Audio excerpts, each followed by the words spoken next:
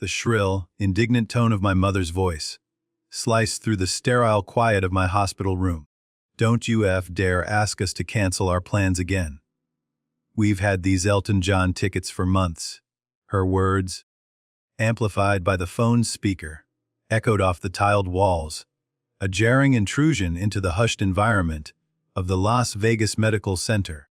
It was Christmas Eve, of all nights. I sat propped up in the adjustable bed, a flimsy hospital gown doing little to cover my trembling body, my hands clutching my phone so tightly my knuckles ached. Stunned silence enveloped me, broken only by the soft murmur of my 2-year-old twins, Ethan and Emily, playing quietly in a sunbeam that managed to pierce through the corner window. Beside me, a nurse, Valerie, continued to meticulously check my vitals, her calm presence a stark contrast to the emotional maelstrom raging within me. The physical agony in my abdomen was a persistent, gnawing beast, a relentless, twisting sensation, as if an unseen hand perpetually plunged and turned a cold, sharp knife deep inside me. But the look of utter indifference on my mother's face, captured in the pixelated glow of the video call, pierced far deeper than any physical pain could. It was a wound to my very soul. "My name is Natasha Wilson. I am 33 years old, and for as long as my memory serves me, I have existed as little more than an afterthought in my own family's narrative. My younger sister, Jessica, the veritable golden child, seemed utterly incapable of committing any transgression in the infallible eyes of our parents. Her every whim was catered to, her every achievement celebrated with fanfare. I, on the other hand, was perpetually striving, perpetually falling short. The profound irony of the present moment was not lost on me. Here I was, facing emergency surgery due to life-threatening complications stemming from my husband's tragic death just 6 months prior, and I couldn't even persuade my parents to look after their only grandchildren. The doctors, their faces grim with professional urgency, had discovered internal bleeding that demanded immediate surgical intervention, a situation of grave seriousness. Yet, my parents' paramount concern remained their coveted concert tickets and the opportunity to indulge in their usual elaborate Christmas Eve festivities with Jessica. I had exhausted every conceivable alternative before finally reaching out to them, my voice laced with a desperation I rarely allowed myself to reveal. I had called friends, neighbors, even distant acquaintances, but with the suddenness of the medical emergency and the holiday, no one was available. My father's response, when it finally came, was delivered with a chilling detachment that cut deeper than any scalpel ever could. His words echoed in the sterile room, leaving me gasping for breath, metaphorically speaking. "You're becoming a real nuisance and a burden, Natasha," he'd stated, his voice devoid of warmth or empathy. "We're retired now. We deserve to enjoy our lives without your constant problems." The sheer audacity of his declaration was a gut punch. For the past 3 years, ever since they had opted for early retirement, I had been their unwavering financial lifeline. Each month, without fail, a direct deposit of $2,500 landed in their bank account, a substantial sum dedicated to assuaging their mortgage payments and covering their ever-increasing expenses. I had continued this unwavering support even after James, my anchor, my everything, had been ripped from my life. I had done it out of a misguided sense of love, out of an ingrained, perhaps foolish, belief that family was an unbreakable bond, that we were meant to support each other through life's inevitable trials. How utterly naive I had been. As silent tears traced burning paths down my temples, pooling onto the rough hospital blanket, Valerie, the nurse, gently squeezed my shoulder. Her touch was a beacon of unexpected warmth, a stark, comforting contrast to the cold indifference I had just experienced. "My friend, Olivia, is a professional nanny," she offered, her voice soft but firm, a soothing balm to my raw nerves. "She specializes in childhood trauma. Let me call her for you." Her unexpected kindness, her spontaneous offer of help, felt like a lifeline thrown into a churning sea of despair. The twins, bless their innocent hearts, were still too young to grasp the gravity of the situation unfolding around them. They had already endured the unthinkable, losing their beloved father to the capricious cruelty of a drunk driver just months ago. Now, in a cruel twist of fate, they faced the terrifying prospect of losing me too, if the surgery, a procedure fraught with inherent risks, were to go awry. The mere thought of leaving them alone, orphaned, was a terror that gnawed at my insides, but an even greater terror, a more profound, existential dread, was the thought of entrusting them to people who viewed them as nothing more than inconvenient burdens, as obstacles to their pursuit of leisure and entertainment. In that precise moment, with agony shooting through every nerve ending in my body, and an unbearable weight of disappointment crushing my heart, a profound and life-altering decision solidified within me. Yes, I managed to choke out, my voice barely a whisper. Please call her. And with those simple, yet incredibly powerful words, I began the arduous yet liberating process of severing the poisonous ties that had bound me to the very people who had brought me into this world, who had raised me, but who had, in truth, never truly loved me for who I was. As I hung up the phone, the cold plastic still warm in my trembling hand, a torrential wave of memories, both bitter and sweet, washed over me, threatening to drown me in their tide. My entire childhood had been an endless tableau of being overlooked, of existing in the periphery while Jessica basked in the incandescent glow of our parents' undivided attention. I remembered graduating college with honors, a culmination of years of tireless academic pursuit, only to have my achievement barely acknowledged. That same weekend, Jessica had landed a minor role in a local commercial, a fleeting moment of recognition that instantly eclipsed my years of hard work in our parents' eyes. When I married James, the man who would become my universe, they had complained incessantly about the wedding venue, citing its supposed inconvenience and distance from their meticulously ordered lives. Even when the twins, Ethan and Emily, our precious miracles, were born, they had graced us with their presence only once, a fleeting visit, swiftly departing with a litany of complaints about the babies being too fussy. For their refined sensibilities, James had been my unwavering bedrock, my constant source of strength and solace through all these quiet heartbreaks. He understood, with a profound and empathetic clarity, the corrosive pain of familial disappointment, having himself been estranged from his own father for years. Well, build our own family, Tasha, he would often say, his eyes twinkling with a hopeful future, one that knows how to love, truly and unconditionally. And we did. Together, we meticulously crafted a warm, loving home, a sanctuary filled with the echoes of laughter, the embrace of acceptance, and the steadfast reassurance of mutual respect.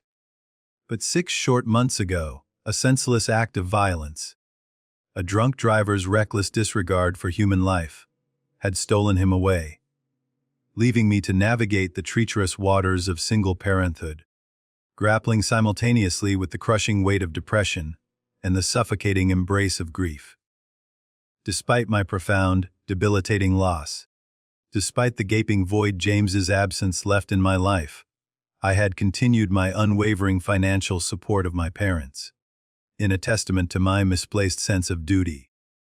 I had even increased the monthly sum when they casually mentioned struggling with the insidious creep of inflation, a testament to their self-serving narratives. I had genuinely wanted to be better than them, to prove that the bonds of family should withstand any storm, that we should stand by each other, no matter the tribulations. The irony of my current predicament was so crushing, it threatened to suffocate me. Here I was, bleeding internally, hovering on the precipice of death, and they couldn't even be bothered to miss a single concert, to care for their grandchildren, their own flesh and blood. Valerie returned shortly, her face radiating quiet competence. with the reassuring news that her friend Olivia would arrive within the hour. "She's absolutely amazing with kids," Valerie assured me, her voice tinged with genuine admiration. She used to work with trauma victims at the Children's Hospital, before transitioning to private nanny work.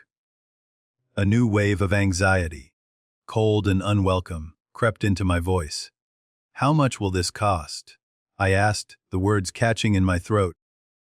Medical bills were already piling up at an alarming rate, a mountainous testament to James's insurance coverage having surprisingly stringent limitations. "Don't worry about that now," Natasha, Valerie said, her voice firm yet gentle. "Let's focus on getting you ready for surgery." But I was worried. My mind, despite the encroaching fog of pain and fear, was already racing, calculating. I thought about the $2,500 I was scheduled to transfer to my parents' account next week. Money that could now, with a newfound sense of purpose, be redirected towards covering the exorbitant cost of emergency childcare. The thought, a tiny spark in the vast darkness, ignited something deep within me, a fragile, yet fiercely determined flame of self-preservation that I hadn't realized had been extinguished years ago, buried beneath layers of guilt and obligation. When Olivia finally arrived, she was everything Valerie had promised, and more. Her presence exuded an immediate sense of calm and competence. She was kind, utterly professional, and possessed an innate ability to connect with the twins. Ethan and Emily, usually shy around strangers, immediately gravitated towards her, their little faces lighting up with innocent curiosity. As the hospital staff began the meticulous process of preparing me for surgery, their movements efficient and practiced, I made another decision, one that felt both terrifying and liberating. "Did you bring me my phone one more time?" I asked Valerie, my voice barely a whisper, yet imbued with a newfound resolve. With hands that still trembled, but now with purpose rather than fear, I carefully composed and sent two distinct messages. The first was addressed to my bank, a definitive cancellation of all future automatic transfers to my parents' account. The second, a brief yet potent declaration of independence, was sent directly to my parents. "I will no longer be providing financial support," I wrote, each word a carefully chosen stone in a wall of boundaries. "My children, and I deserve better than being your afterthoughts. Don't contact me again." As they meticulously wheeled my bed through the brightly lit hospital corridors towards the daunting maw of the operating room, I felt something unexpected, something profound, pierce through the pervasive pain and gnawing fear, an exhilarating, intoxicating sense of freedom. The surgery, miraculously, was successful, but it left me far weaker than anyone had anticipated. I spent 5 days confined to the sterile confines of the hospital room, drifting in and out of consciousness, a hazy landscape of medication-induced dreams and moments of sharp, lucid reality. During these fleeting periods of clarity, my overwhelming gratitude for Olivia was boundless. She had gone above and beyond the call of duty, remaining steadfastly by the twins' side in my hospital room during the long, arduous days, her calming presence a constant source of reassurance. At night, she would gently shepherd them back to my apartment, ensuring their routines were maintained, their little lives disrupted as little as possible. During one of my more lucid awakenings, my eyes drifted to my phone, lying innocently on the bedside table. It blinked incessantly, a silent testament to the flurry of notifications it contained. 27 missed calls and a barrage of text messages, a digital torrent from my parents and Jessica. Most of the messages adhered to a depressingly predictable pattern: initial confusion, swiftly followed by a crescendo of anger, culminating in desperate, frantic pleas about their impending mortgage payment. Not once, not a single solitary time, did any of them inquire about the success of my surgery, or express even a fleeting concern for the well-being of the twins. The final message, a curt, indignant missive from my father, was particularly revealing in its callous absorption. You can't just cut us off like this. We've planned a cruise next month, and the tickets are non-refundable. Jessica's messages, however, struck a different chord. They conveyed a genuine sense of confusion, a disoriented bewilderment. Mom and Dad just told me you were having some minor procedure. What's going on? Why are they freaking out about money? It dawned on me with a sickening clarity that my parents had deliberately fabricated a deceptive narrative, lying to Jessica about the true life, threatening severity of my condition, all to justify their grotesque choice of an Elton John concert over the immediate, pressing needs of their grandchildren. Still groggy from the lingering effects of the medication, but fueled by a simmering indignation, I resolved to tell her the unvarnished truth. I painstakingly typed out the full, agonizing story, sending it to her with a profound sense of wary determination. Her response was swift, an immediate outpouring of shock and remorse. "Oh my God, Natasha," she wrote, the digital words conveying a palpable sense of horror. "I had no idea it was emergency surgery. They told me you were just being dramatic about a routine checkup. I would have watched the twins if I'd known. I'm so sorry." I believed her. Jessica, at her core, was not inherently cruel. She had simply been raised, as I had, in an environment where she was implicitly taught that her needs, her desires, her comfort, invariably came first. Perhaps I mused this jarring revelation, this sudden, brutal glimpse into the true nature of our parents' self-serving priorities, would finally compel her to see them for who they truly were, stripping away the elaborate facade they had so carefully constructed. By the time I was finally discharged from the hospital, feeling physically depleted yet emotionally resolute, I had made several pivotal decisions that would reshape the trajectory of my life. First, recognizing the ongoing demands of my recovery and the challenges of single parenthood, I hired Olivia part-time, ensuring the twins had consistent, loving care while I slowly, painstakingly, regained my strength. Second, a practical measure born of my recent brush with mortality, I contacted a lawyer, meticulously drafting a will that explicitly designated a trusted friend as the twins' guardian should anything unforeseen happen to me, pointedly excluding my parents from any such responsibility. Third, and perhaps most emotionally significant, I blocked my parents' numbers, severing the immediate line of communication. I did, however, allow Jessica limited contact, a cautious, tentative step, as I carefully assessed the sincerity of her recent revelations and efforts. The financial ramifications of my decision were undeniably significant, yet surprisingly liberating. The $2,500 monthly payment I had faithfully remitted to my parents represented nearly a third of my hard-earned income as a freelance graphic designer. Without that burdensome obligation, a weight I hadn't fully realized I carried, I could finally afford proper, high-quality childcare, ensuring the twins were safe and well cared for. More importantly, it meant I could begin the arduous process of rebuilding my emergency fund, a critical financial safety net that had been severely depleted in the devastating aftermath of James's death.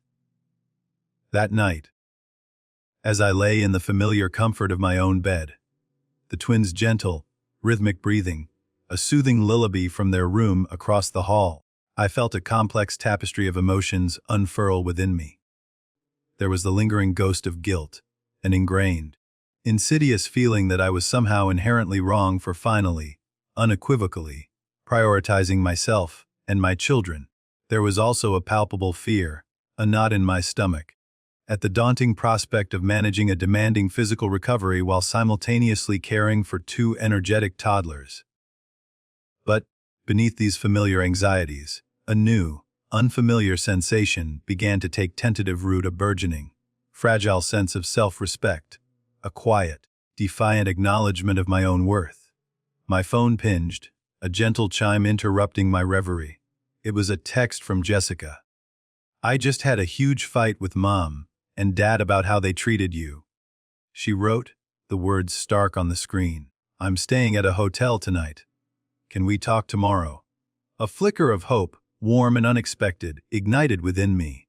Perhaps, just perhaps, I wasn't completely alone after all. 2 weeks slowly bled into 3, and I was gradually, painstakingly, regaining my strength.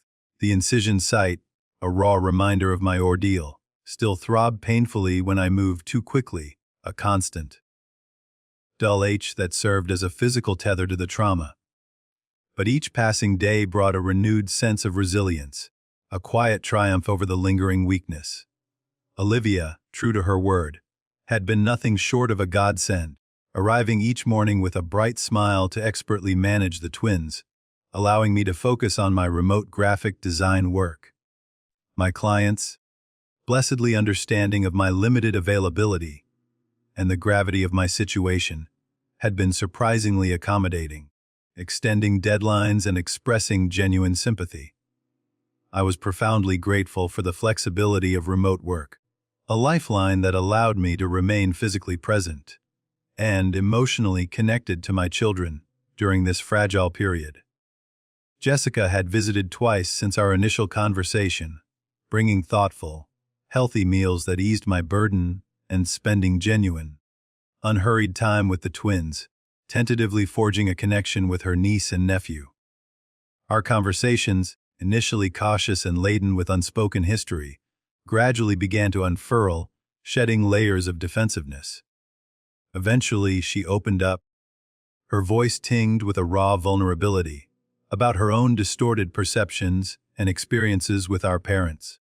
They always made it seem like you were choosing to distance yourself from the family, she admitted one evening, her eyes fixed on Ethan and Emily as they joyfully chased each other around the living room. I never realized they were the ones actively pushing you away. I was beginning to see a new facet of my sister, one that had been carefully hidden beneath years of our parents' masterful manipulation and self-serving narratives. While I wasn't yet ready to extend my complete trust, a cautious appreciation for her genuine efforts began to bloom.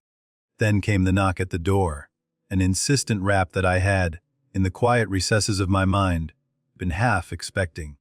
Through the distorted peephole, I saw them, my parents, standing expectantly in the hallway. My mother, her posture stiff with nervous anticipation, clutched her designer purse as if it were a shield, her usual meticulously styled hair slightly askew. My father stood beside her, his arms defiantly crossed, that familiar, impatient expression etched deeply onto his face, a mask of unyielding expectation. I hesitated, my heart thudding a frantic rhythm against my ribs, a primal instinct screaming at me to retreat, to barricade myself within the safety of my apartment. But a new strength, a quiet resolve, propelled me forward. I opened the door just enough to speak through the narrow gap, maintaining a crucial physical and emotional barrier. "What do you want?" I asked, my voice, to my own surprise, remarkably steady, devoid of the tremor I expected. "Natasha, darling, we've been so worried," my mother began, her voice dripping with a cloyingly sweet, artificial concern that immediately sent my defenses soaring. "You haven't been answering our calls, and we needed to make sure you and the twins were all right." "We're fine," I replied flatly, my tone clipped and unwavering. "No, if that's all." "It's not all," my father interrupted, his voice rising in volume, pushing slightly against the door, attempting to assert his dominance. "We need to discuss this ridiculous financial situation. The bank called about our mortgage payment, and we had to dip into our cruise savings to cover it." The sheer, breathtaking audacity of their words stole my breath. Not a single question about my arduous recovery. Not an iota of concern for their grandchildren, their own flesh and blood. Only immediate, self-serving demands about money. "I told you I'm cutting financial ties," I stated, my voice unwavering, laced with a steely resolve. "I said it, and I meant it. But sweetie," my mother pleaded, her voice rising an octave, transforming into a whiny lament. We've come to depend on that money. Your father and I adjusted our lifestyle based on your commitment to help us." "My commitment," I echoed, disbelief and a burgeoning anger warring within me. "I've been sending you money out of guilt and a misplaced sense of obligation, while you couldn't even be bothered to watch your grandchildren during my emergency surgery." "Do you have any idea how serious that was?" My father's face darkened, a storm cloud of resentment gathering. "That's not fair, Natasha. We had plans. Plans more important than my children's safety. More important than my life." I retorted, my anger, long suppressed, finally rising to the surface, sharp and potent. "Do you know what the doctors said? There was a significant chance I might not survive that surgery. Did either of you even bother to ask?" Their silence, heavy and suffocating, was answer enough. "We made one mistake," my mother whispered dramatically, her voice thick with self-pity, attempting to portray herself as the injured party. "Are you really going to punish us like this?" "This isn't punishment, Mom," I stated, a strange, empowering calm settling over me, stilling the tremor in my hands. "This is consequence. I've spent my entire life seeking your approval, yearning for your support, and in my moment of greatest need, when my life hung in the balance, you chose Elton John tickets over helping me, over caring for your own grandchildren. Where are your parents?" My father interjected, his voice shifting abruptly to a demanding tone, attempting to invoke the ingrained sense of filial duty that had governed my life for so long. "And I'm a parent too," I countered, my voice firm and unwavering. "I would never, ever treat Ethan and Emily the way you've treated me. Never." Just then, as if on cue, Emily toddled into view, her tiny hand clutching her beloved stuffed giraffe, her innocent presence highlighting the stark reality of my parents' detachment. My mother's expression instantly morphed, a practiced, saccharine smile replacing her earlier indignation. "There's my precious grandbaby," she cooed, bending down, her arms outstretched. Grandma brought presents. Emily, bless her heart, unfamiliar with these relative strangers, instinctively recoiled, backing away and looking up at me with wide, uncertain eyes, her small hand reaching for my leg. "I think you should leave," I said quietly, my voice low but resolute. "When I'm ready to talk, if I'm ever ready, I'll reach out." "But the money," my father started, his voice a desperate plea, "is no longer your concern." I finished, gently yet definitively, closing the door, severing the immediate connection, shutting them out of my newly defined space. The very next morning they returned, this time with reinforcements. My Aunt Patty, my mother's sister, who had always meticulously positioned herself as the family peacemaker, the perennial mediator of our familial disputes. "Natasha, honey, let's be reasonable," Aunt Patty pleaded from outside my door, which remained resolutely shut. "Your parents are struggling without your help. They managed their finances for decades before I started helping them." I replied through the solid wood, my voice clear and unyielding. "They chose early retirement knowing their savings weren't adequate." My mother's voice, now tinged with a theatrical tremble, broke through. "We made those decisions because you promised to help us.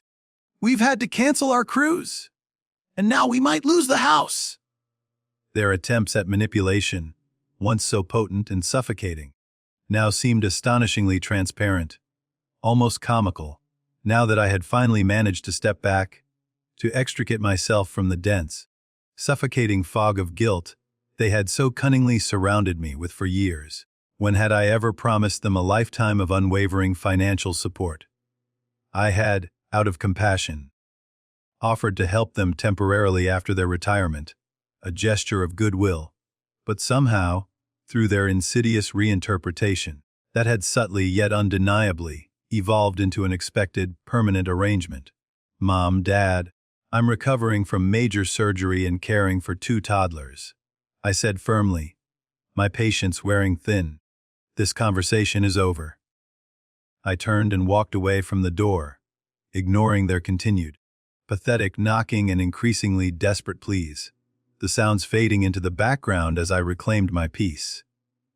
Later that same day, an email landed in my inbox, a group message from my father addressed to the entire extended family. It was a lengthy, self-pitying screed, detailing how I had, in his warped narrative, cruelly abandoned them in their time of dire need, after they had supposedly sacrificed everything for me. The email, conveniently, egregiously, omitted any mention whatsoever of their steadfast refusal to help with the twins during my life, threatening emergency surgery, instead painting me as an ungrateful, callous daughter who had abruptly cut them off without any discernible reason. What they hadn't anticipated, hadn't even remotely foreseen, was the swift and unequivocal backlash. My cousin Michael, a blunt, no-nonsense man who lived geographically close to my parents, was the first to reply to the group, his words cutting through my father's carefully constructed victimhood with surgical precision. "Uncle Robert," he wrote, his tone dripping with thinly veiled sarcasm, "didn't you just buy a new boat last month?"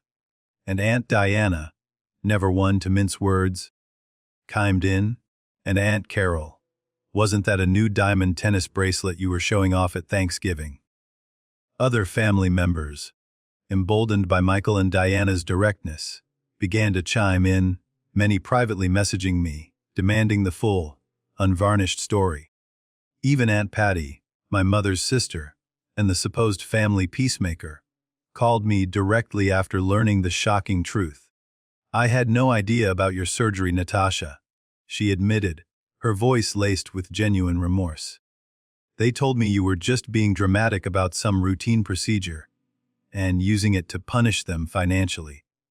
Meanwhile, Jessica, having witnessed our parents' appalling behavior firsthand, had unequivocally taken my side.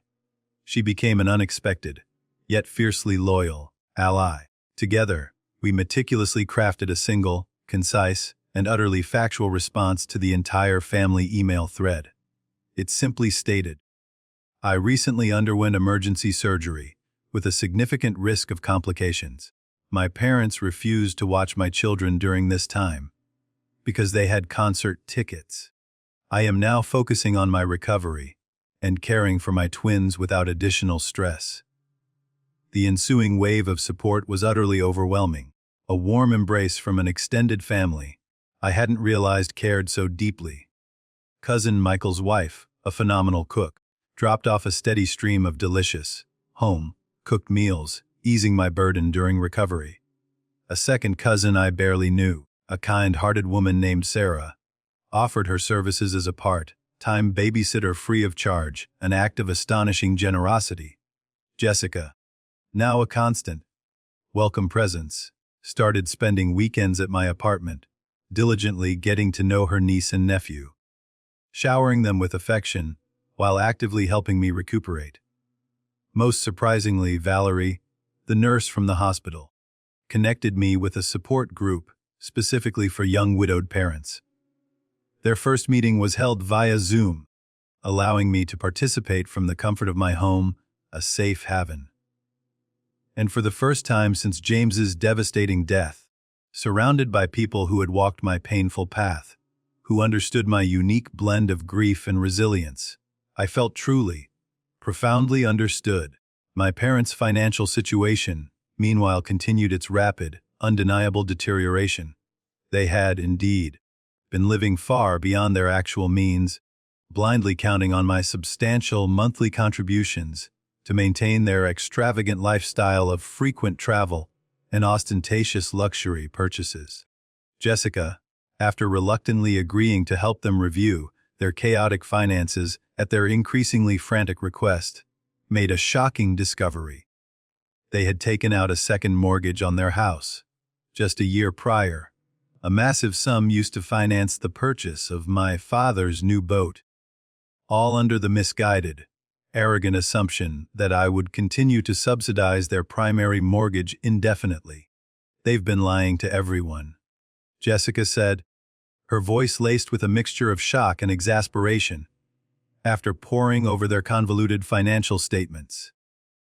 They're not destitute, Natasha, they're just overspent. They'd be perfectly fine if they sold the boat and the vacation timeshare. Their increasingly desperate voicemails and texts continued to flood my phone, a relentless torrent of pleas, accusations, and thinly veiled threats. But with each passing day, their insidious hold on me weakened, their emotional power diminishing into insignificance. I was building something entirely new, something resilient and authentic. From the ashes of their betrayal, a genuine, organic support network, a community founded on mutual care, empathy, and respect, rather than the corrosive bonds of guilt and obligation. 1 month after my surgery, a major, unexpected twist occurred, a development that shook the fragile foundation of their privileged existence. My parents received a dreaded foreclosure notice. Jessica called to inform me, her voice a complex blend of genuine concern and utter exasperation. They're in complete panic mode. Natasha, she explained, her voice hushed. The bank is giving them 60 days to catch up on payments or they'll lose the house. What about their retirement funds? I asked, gently bouncing Emily on my knee while Ethan peacefully napped in his crib. My own life now a symphony of small, precious moments. Mostly depleted? Jessica sighed, her voice heavy with wariness. They spent a huge chunk on that boat, then invested the rest in some harebrained scheme Dad's golf buddy recommended. They lost almost everything. She paused, then added, I'm not saying you should help them, Natasha. I just thought you should know. Later that evening, the inevitable desperate texts arrived from both parents, now abandoning all pretense of concern for my well-being, openly, shamelessly begging for money. My mother's message, delivered with a stunning lack of self-awareness, was particularly revealing in its casual arrogance. We never thought you'd actually cut us off. We assumed you were just angry and would start sending money again after a week or two. Their casual, infuriating assumption that my boundaries weren't real, that my words were hollow threats, infuriated me anew. All those years of putting their needs before my own, of passively accepting their casual mistreatment, their dismissive disregard. They had never, not once, truly respected me at all. Meanwhile, my own life was undergoing a profound, unexpected transformation. The support group, once a tentative experiment, had become an undeniable lifeline, connecting me with other parents who faced similar, daunting challenges. Through them, I met Diana, a dynamic, empathetic real estate agent whose husband had tragically died of cancer 2 years earlier, leaving her to raise a 3-year-old son alone.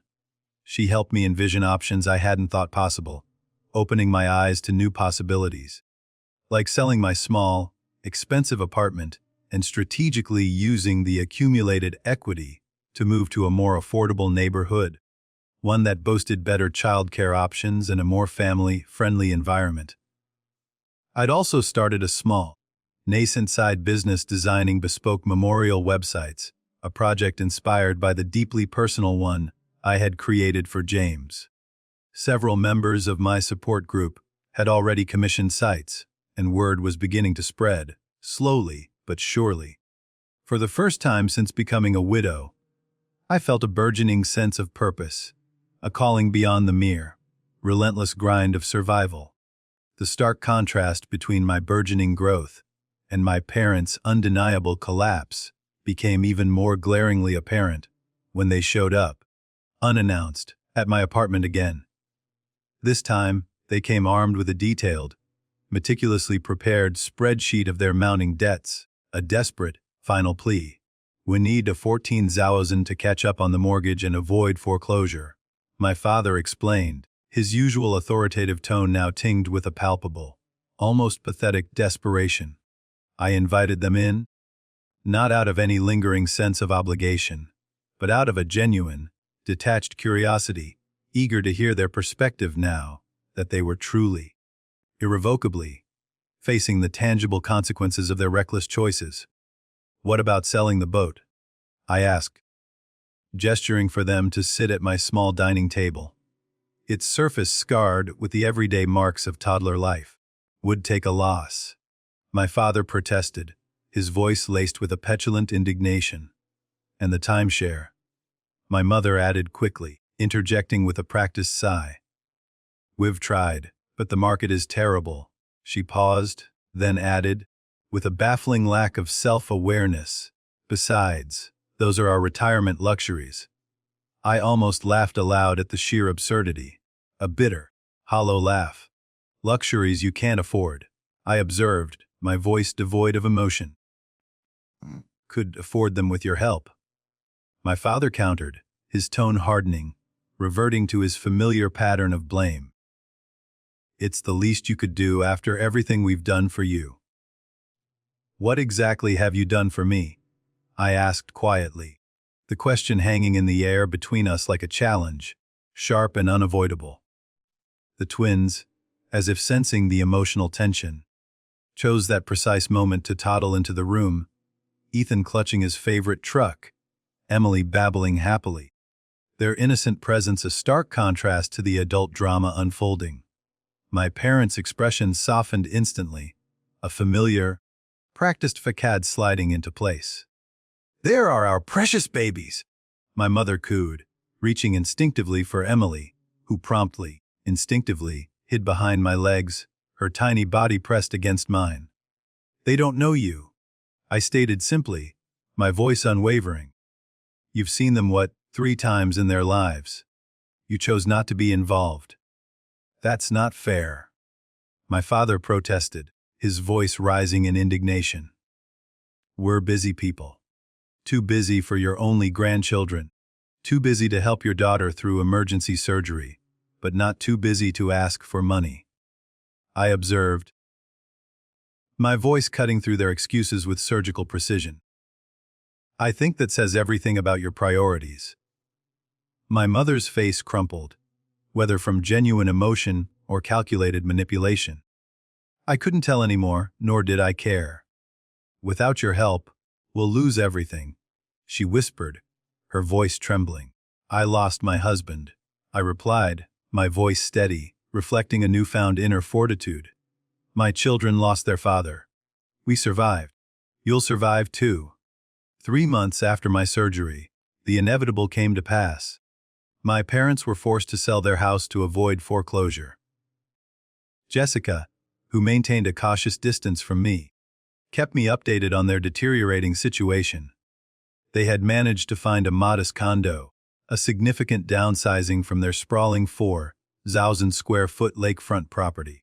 My father had reluctantly sold his beloved boat, at a substantial loss, and they had finally unloaded the timeshare for a mere fraction of what they had originally paid. "They're actually blaming you for their financial problems in front of everyone," Jessica informed me during one of her weekly visits, her voice laced with incredulity. "It's bizarre to watch. They tell anyone who'll listen that you abandoned them after promising lifelong support." "Let them talk," I replied, feeling surprisingly unbothered, truly liberated from their toxic narratives. The truth speaks for itself. And it did. My extended family had largely rallied around me after learning the full, unvarnished story. Even my father's sister, Aunt Carol, who had always unequivocally taken his side in past family disputes, called to express her heartfelt support after hearing the horrifying details of their refusal to help during my surgery. Meanwhile, my own situation had improved dramatically, a testament to my newfound agency and the strength of my chosen community. Diana from my support group had proven invaluable, helping me navigate the complex real estate market, ultimately assisting me in finding and purchasing a small, yet charming, 3-bedroom house in a family-friendly neighborhood. The mortgage payments were, astonishingly, even less than my apartment rent had been, and for the first time in their young lives, the twins had a private backyard to play in, a patch of green space to call their own. My side business designing memorial websites had grown enough that I could gradually reduce my freelance graphic design clients, allowing me to focus on work that felt genuinely meaningful, emotionally resonant. Olivia still provided invaluable childcare 3 days a week, but I had meticulously adjusted my schedule to maximize my precious time with Ethan and Emily. Most importantly, I had found a true community, a network of genuine connections. Neighbors brought warm casseroles when we moved in. The support group organized impromptu playdates, fostering a sense of shared experience and camaraderie. Diana had become a genuine sister, a cherished confidante, rather than a competitor for our parents' elusive affection. Even Valerie from the hospital occasionally stopped by with her own children, her smile a warm, comforting reminder of the pivotal moment she had helped me reclaim my life.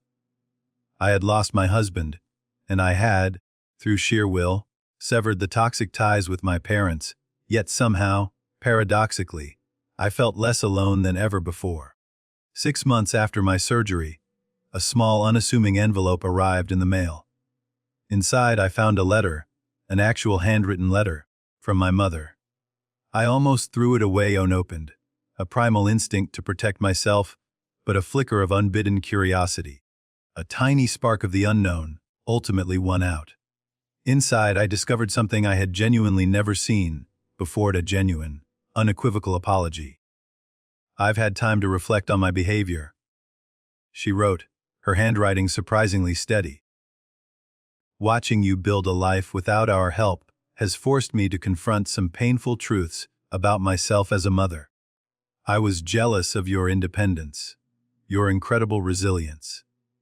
I resented that you didn't seem to need me the way I needed my own mother. But now I see that you did need me, just not in the ways I wanted to be needed. When you asked us to care for the twins during your surgery, you were reaching out, and we failed you completely. I'm deeply sorry." The letter continued, explaining how they had meticulously and painfully restructured their finances. My father, in a truly unprecedented move, had taken a part-time job at a local hardware store. They had sold most of their luxury items, the symbols of their ostentatious lifestyle, and were, for the first time in decades, living modestly, responsibly. She didn't ask for money, not a single cent, or even for immediate forgiveness, merely for an acknowledgement of her apology, a quiet validation of her efforts. I showed the letter to Jessica, who remained understandably skeptical. "They've been talking about writing to you for weeks," she confirmed. "Dad was against it at first, but I think he's starting to see things differently too, especially after his heart scare last month." "Heart scare?" I asked, a flicker of concern, surprising even myself, entering my voice. "Just high blood pressure and chest pains," Jessica explained. "But it really scared him. He's on medication now and actually following doctor's orders. I think facing his own mortality has humbled him a bit." I wasn't ready to respond to the letter immediately. I needed time, a quiet space to process the complex tapestry of my feelings. Was this genuine remorse, a true turning point, or merely another sophisticated manipulation tactic? Had they truly changed? Or were they simply adapting their strategy to a new reality? That night, for the first time since cutting ties, I looked at old family photos, images frozen in time. Behind the smiling faces, I began to discern patterns I had been utterly blind to before. My parents had always been performers, masters of illusion, adept at playing the role of perfect, self-sacrificing parents while, in reality, serving their own needs first, always and unequivocally.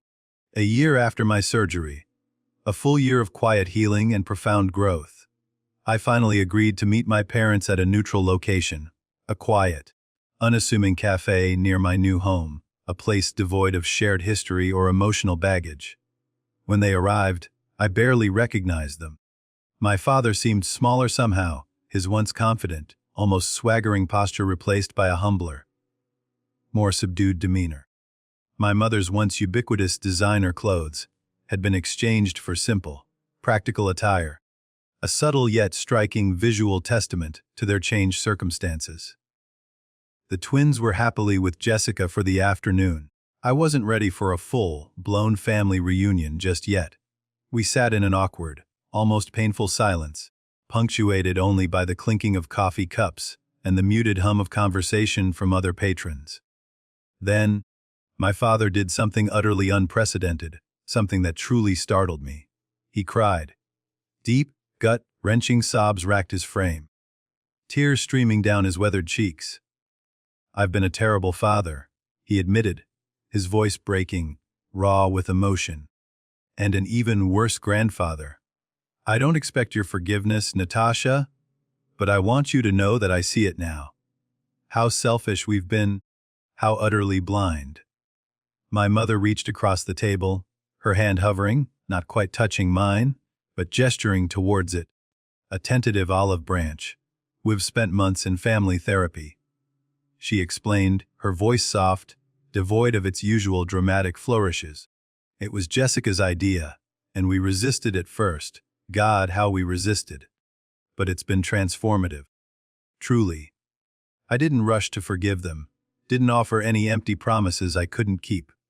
Instead, I shared pictures of the twins, tangible proof of the beautiful, thriving life I had built. I told them about our new home, the backyard, the vibrant community, the purpose I had found in my work. They listened, truly listened, without interrupting, without attempting to redirect the conversation back to themselves, perhaps for the very first time in my life. As we prepared to part ways, my father asked quietly, his voice tinged with a fragile hope, "Would it be possible someday to know our grandchildren?" I considered his question carefully, weighing my words, recognizing the immense significance of my response. "That depends on your actions, not your words," I finally answered, my voice clear and firm, leaving no room for misinterpretation. "If you're genuinely committed to change, we can start with short, supervised visits. But understand this, my children will only have relationships with people who respect their mother." Walking away from that meeting, I felt neither the crushing weight of obligation, the suffocating burden of filial duty, nor the burning, all-consuming resentment that had defined our relationship for so long. Instead, I felt something new, something profoundly liberating. It was the calm, unwavering assurance of a woman who knew her worth, who had meticulously crafted unbreakable boundaries, and who would, without apology or hesitation, enforce them. Whether my parents possessed the capacity for true, lasting change remained to be seen, a question mark hanging in the uncertain future. But I had already transformed, irrevocably. I was no longer a desperate daughter, yearning for a love and approval that would never come. I was a mother fierce in her protection, unwavering in her expectations, and utterly, wonderfully free.